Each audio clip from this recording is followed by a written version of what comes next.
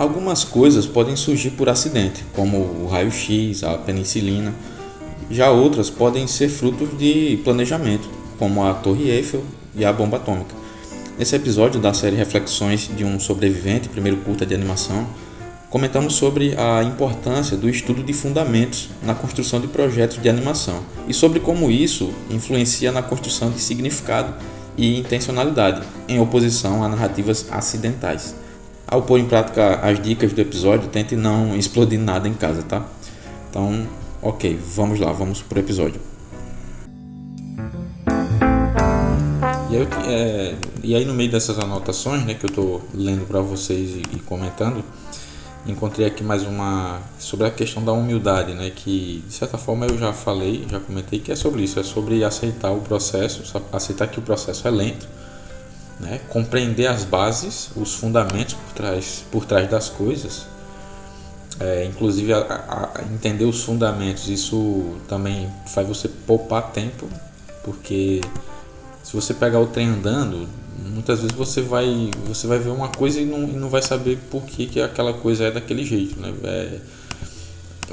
Você vai olhar, por exemplo, para uma cena que você vai pensar, você vai olhar e vai pensar, pô, tá massa, mas tem alguma coisa errada aqui, mas eu não sei o que é.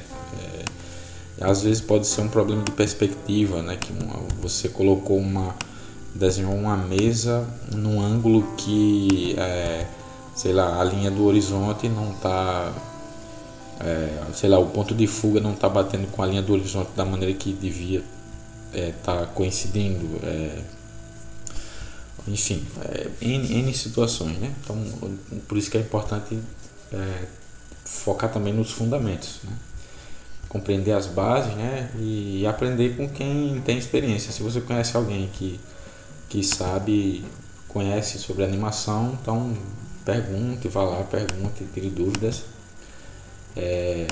Inclusive estou aqui, se alguém quiser tirar dúvidas, é só deixar a pergunta que eu vou responder, tá? E saber ouvir as pessoas também é importante. Às vezes a gente só quer falar, mas é importante saber ouvir, né? E isso exige uma certa maturidade.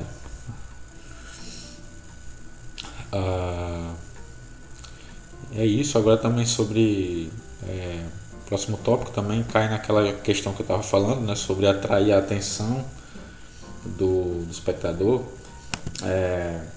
Então tudo é interessante que tudo que você faça tenha algum motivo por trás ali, né? Tipo, o tipo de linha, é interessante que você faça essas escolhas conscientemente, né? Pode ser que venha inconscientemente, pode ser pode ser também que você queira ter controle sobre isso, né? Então, nesse caso, é interessante ter a consciência do efeito que cada elemento está causando ali naquela composição no geral da cena. E aí, sobre essa questão dos motivos, né, da razão de ser das coisas, a gente vai percebendo, por exemplo, eu fui percebendo, né, eu tive que ir descobrindo isso sozinho, à medida que eu fui descobrindo o programa, no caso o Tumbum. A gente vai animando e vai percebendo por que os desenhos animados hoje em dia, assim, dentro do mercado, né, existem muitos desenhos com determinada estética, né, com um determinado tipo de linha, com uma cor chapada, sei lá, tem a sombra e o brilho do personagem que é numa linha mais fininha e simples, tal. Por que disso, né? Então isso tem muito a ver com a economia, com economizar, com a questão de prazo de entrega, tem a ver com a lógica do programa em si, né? Tipo, por que a linha é fechada, né? Por que enfim, só para dar um exemplo a respeito disso, né? Tipo, tem uma ferramenta no Tumbum chamada balde de tinta. É uma ferramenta que tem também no Photoshop e em vários programas de desenho, de pintura, de fotografia. E aí, para você poder usar a ferramenta balde de tinta, você O ideal é que você tenha fechado as linhas, né? Tipo, você fez a cabeça, aí se você quer pintar a cabeça, é interessante que você feche a linha da cabeça em algum ponto, né? Você vai pintar a orelha, se você quer que que o balde de tinta, ao clicar, você consiga preencher aquela orelha, você vai ter que fechar essa orelha em algum ponto, né? Porque o balde de tinta ele vai preencher toda aquela área que tiver fechada. Então, se você não fechar, você não tem como usar o balde de tinta.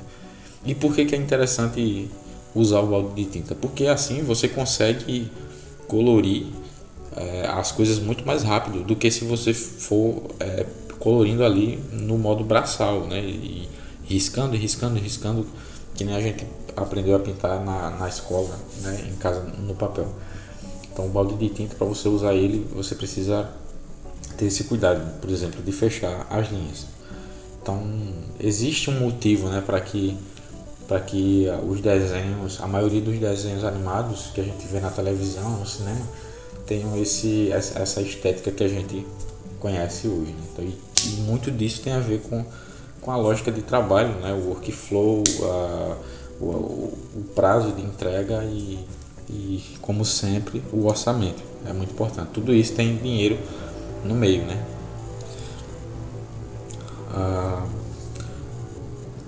Nova dica aqui, né? Sobre simplicidade, né? É interessante que as imagens do seu curta,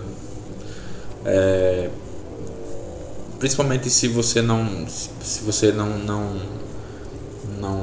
ou se a equipe não tiver, como é que eu vou dizer, não tiver um desenvolvimento muito grande assim em termos de técnica e também de tempo disponível e tal, enfim, é interessante que essas imagens que você mostra no seu curta, elas não apenas contem a história, contem a história que o roteiro não conta, né? É importante que essas imagens somem ao texto do roteiro. E não apenas isso, é importante que essas imagens sejam também simples e significativas, né? Acho que tem que ter um significado ali, uma intenção por trás, né? E porque isso ajuda a dar uma certa profundidade, né, para a narrativa. Mas isso, é claro, tem casos e casos. Então, vai ter casos em que a imagem ela pode não ter sentido nenhum e está ali por uma questão de experimento, enfim, ou sem nenhum critério, mas é interessante quando essas imagens têm um significado que reforça e que enriquece o roteiro e enriquece a mensagem da história.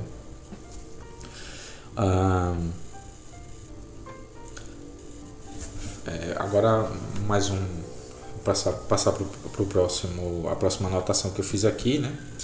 Lembrando que esses comentários que eu estou fazendo aqui são todos baseados em anotações que eu fui fazendo na medida em que fui avançando na produção desse curta-metragem Diafragma, curta-metragem feito aqui em Alagoas. E aí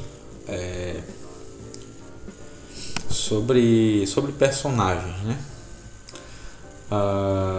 Agora entrando no tema de personagens, né? Character design e personalidade. Isso, character design e personalidade.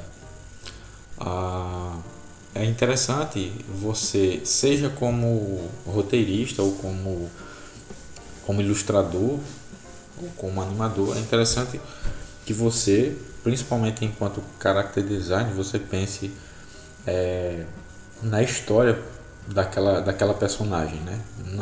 Que você não crie apenas por criar, você pense que aquela personagem ela tem uma vida própria, ela tem todo um contexto, ela é fruto de um contexto, ela nasceu e ela tem uma história, né? E tem coisas em torno dela que fazem com que ela seja do modo que ela é, coisas não só externas como também internas, né? Que são as questões psicológicas dessa personagem. Então, por exemplo, se você vai desenhar uma garotinha punk, né? adolescente, você pode é importante você se perguntar, né? Tipo, por que que ela se veste assim, né? Por que que ela tá se vestindo assim? É porque ela realmente se identifica com esse movimento punk? Ou é porque essa é uma tipo, ela está em conflito consigo mesma e ela está querendo esconder alguma coisa ali, né? E talvez o modo de se vestir dela seja uma expressão de algo que ela não resolveu dentro de si, né? Alguma coisa pendente, né? Eu dei o exemplo da garotinha punk, mas eu não quero dizer que as pessoas que adotam esse estilo têm esse problema, né? Eu estou dando um caso específico de uma personagem, foi um exemplo meio que aleatório aqui, mas isso vale para enfim, qualquer caso, né?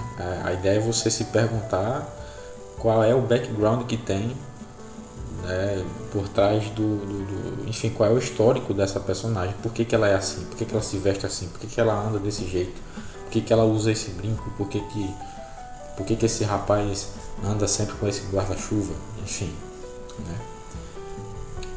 E por aí vai. Isso vai dando profundidade ao personagem.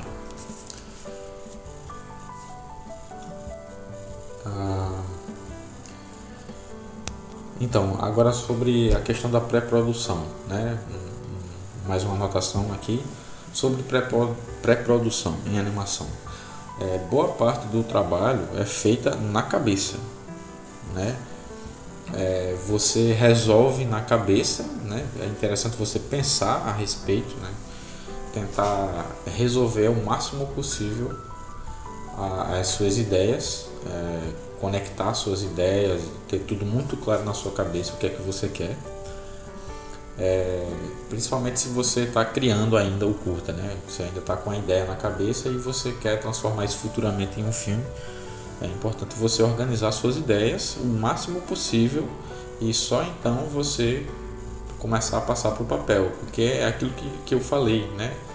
Aqui em outro momento foi sobre essa ideia do funil criativo, de você ter uma estratégia que permita fazer o seu projeto passar desse mundo imaterial para o mundo material. E isso normalmente no início, quando a gente está começando a elaborar alguma coisa, alguma ideia, essa ideia ela tem uma forma muito rústica, muito como é que eu vou dizer, enfim, muito pouco desenvolvida, né? Então ela precisa ser elaborada, precisa ser lapidada, e para lapidar isso, para torná-la mais sutil, vamos dizer assim, mais detalhada, você precisa passar por essas etapas de pensar e desenvolvendo aquilo mentalmente para poder fazer rascunhos e tudo mais, depois rascunhos mais elaborados, depois algo mais consistente, até que vai chegar, em algum momento vai chegar na versão final. Quem é ilustrador sabe, conhece perfeitamente esse processo, né? De sair